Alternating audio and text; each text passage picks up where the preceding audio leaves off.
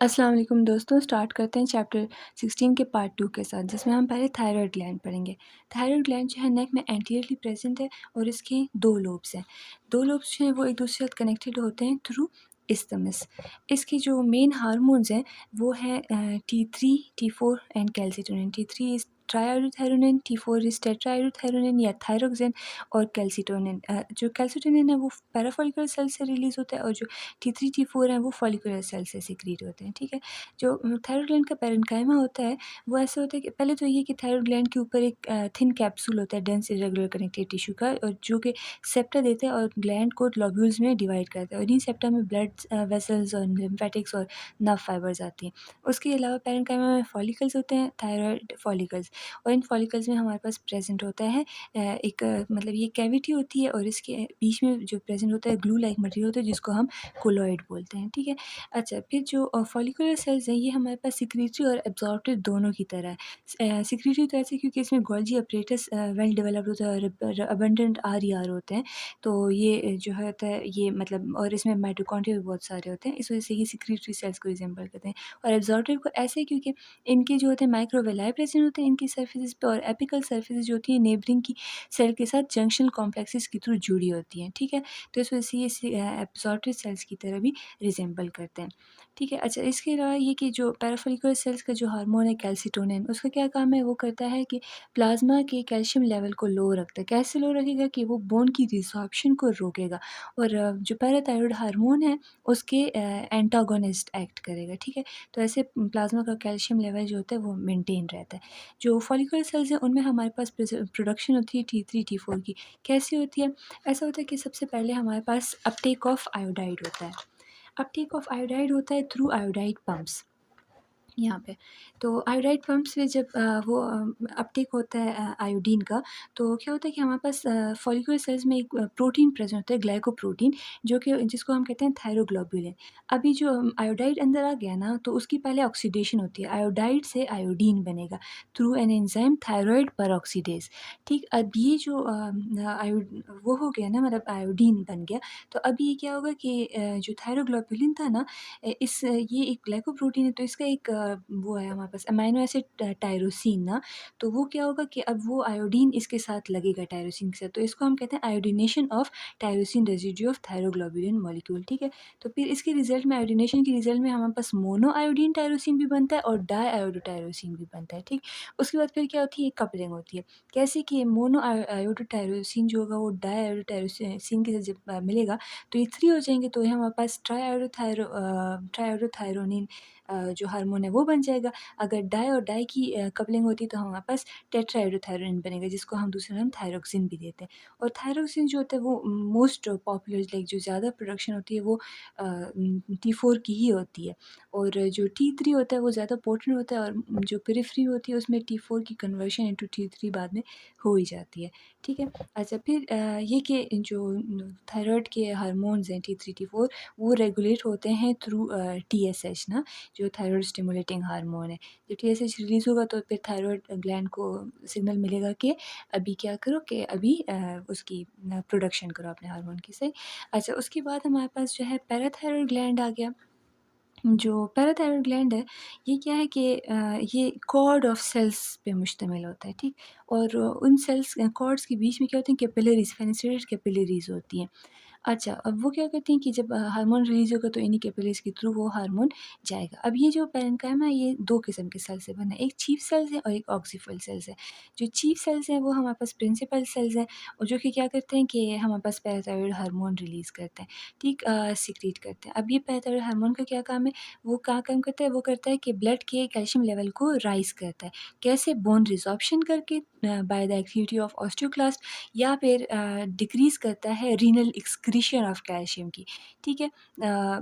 या फिर हमारे पास रीनल जो रीअब्ज़ॉर्प्शन ऑफ कैल्शियम है उसको इंक्रीज़ कर देता है। तो इस तरह हमारे पास प्लाज़्मा का कैल्शियम लेवल राइज़ हो जाता है, ठीक है? ये बिल्कुल ऑपोज़िट है कैल्सिटोनिन के साथ।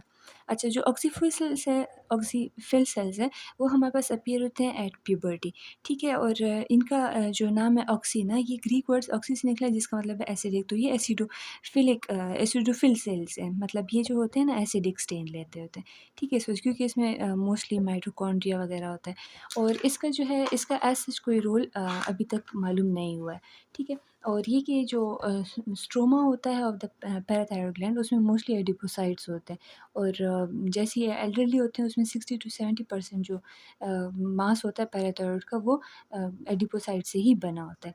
नेक्स्ट हमारे पास आ जाता है पाइनियल ग्लैंड जो है ये पाइन कोन से निकला है। पाइन कोन की तरह इसकी शेप होती है और ये एक थ्रू अ स्टॉक ये थर्ड वेंट्रिकल के जो उसके साथ कनेक्टेड होता है, रूफ के साथ ही कनेक्टेड होता है, ठीक? अच्छा, अब ये जो है ना इसके हमारे पास 2 किस्म के एक तो ये बात इम्पोर्टेंट है कि जो पिया मैटर है वो पाइनियल ग्लैंड को कवर करता होता है, ठीक है? अच्छा, फिर इसकी जो सेल्स है ना एक है पाइनियलोसाइट्स और एक है इंटरस्टिशियल सेल। साइट्स जो है ये पैरेन्काइमल सेल्स हैं और इनमें जो हार्मोन बनता है वो है मेलाटोनिन, ठीक? और इंटरस्टिशियल सेल्स जो हैं ये हमारे पास इनको हम ग्लियल सेल्स भी बोलते हैं। ये ओनली 5% सेल्स हैं और ये बिल्कुल वो होते हैं एस्ट्रोसाइट्स हैं, ये मॉडिफाइड एस्ट्रोसाइट्स ही हैं, ठीक है? जैसे उनकी तरह का इनका लॉन्ग साइटोप्लाज़्मिक प्रोसेस होते हैं और सारा, ठीक? अच्छा, इसके अलावा ये कि हमारे पास जो पाइनियल ग्लैंड है, इसमें हमारे पास ऐसे कुछ वो अपीयर होती हैं, ऐसे मलबरी शेप्ड स्ट्रक्चर्स अपीयर होते हैं, जिसको हम कहते हैं कॉर्पोरा एरानेसिया, ठीक है? Brain sand. ये क्या होता है हमारे पास जो मेलाटोनिन हार्मोन होता है वो प्रोटीन के साथ अटैच होता है, ठीक? जब मेलाटोनिन रिलीज़ होता है तो ये प्रोटीन जो होता है रह जाता है और ये कैल्शियम के साथ इसकी एफिनिटी होती है, ठीक है?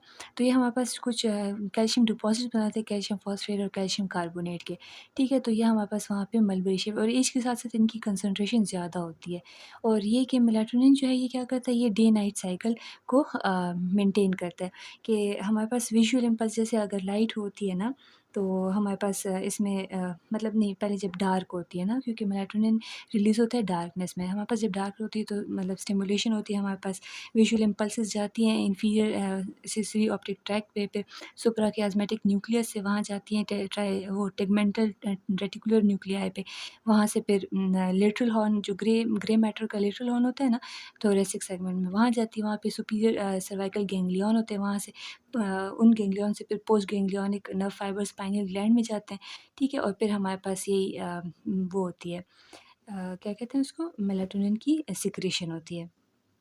ठीक है? और फिर जब वो होती है हमारे पास लाइट होती है तो मेलाटोनिन कम सीक्रेट होता है, तो बंदे की नींद जो होती है वो कम होती है। इसके अलावा मेलाटोनिन का जो रोल है वो रिप्रोडक्शन में भी है। ठीक न नेक्स्ट जो है हमारे पास लास्ट है endocrine part of the pancreas.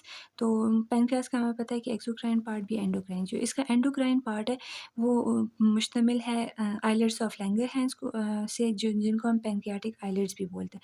ये मोस्टली प्रेज़ेंट होते हैं टेल ऑफ द पैनक्रियाज़ पे, ठीक? अच्छा, इसका ये है कि इसमें जो सेल टाइप्स हैं ना, वो हमारे पास 4 किस्म की हैं। कौन सी अल्फ़ा, बीटा डेल्टा और पीपी, ठीक है? तो जो अल्फ़ा सेल्स हैं ना, ये 20% प्रेज़ेंट है ग्लूकागॉन सीक्रेट करते हैं। जो बीटा सेल्स हैं, वो ना 70% है इंसुलिन सीक्रेट करते हैं। जो डेल्टा सेल्स हैं, वो डिफ्यूज़ न्यूरोएंडोक्राइन जो सिस्टम है हमारे पास वो बनाता है, जो डिफ्यूज़ली स्कैटर्ड होते हैं ना, सोमैटोस्टेटिन रिलीज़ करते हैं और जो पैनक्रियाटिक पेप्टाइड है ना, ये पीपी सेल्स हैं वो पैनक्रियाटिक पेप्टाइड रिलीज़ करते हैं, ये 1 टू 2% ऑफ द सेल्स होते हैं।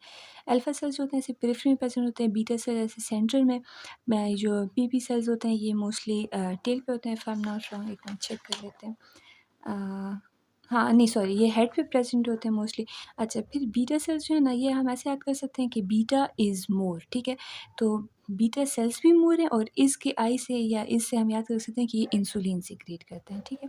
अच्छा इसके बाद फिर लास्ट में जो है एक क्लिनिकल नोट दिया गया है डायबिटीज़ मेलाइटस का कि डायबिटीज़ जो है एक मेटाबॉलिक सिंड्रोम है।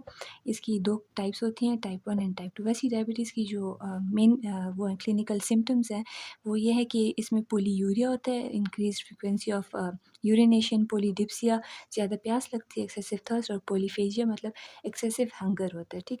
अच्छा इसमें जो टाइप 1 है इसको हम जुवेनाइल ऑनसेट डायबिटीज़ भी बोलते हैं और इसको इंसुलिन डिपेंडेंट डायबिटीज़ मेलाइटस भी बोलते हैं क्योंकि इसमें बिल्कुल भी इंसुलिन की प्रोडक्शन नहीं होती, डेफिशिएंट होता है इंसुलिन।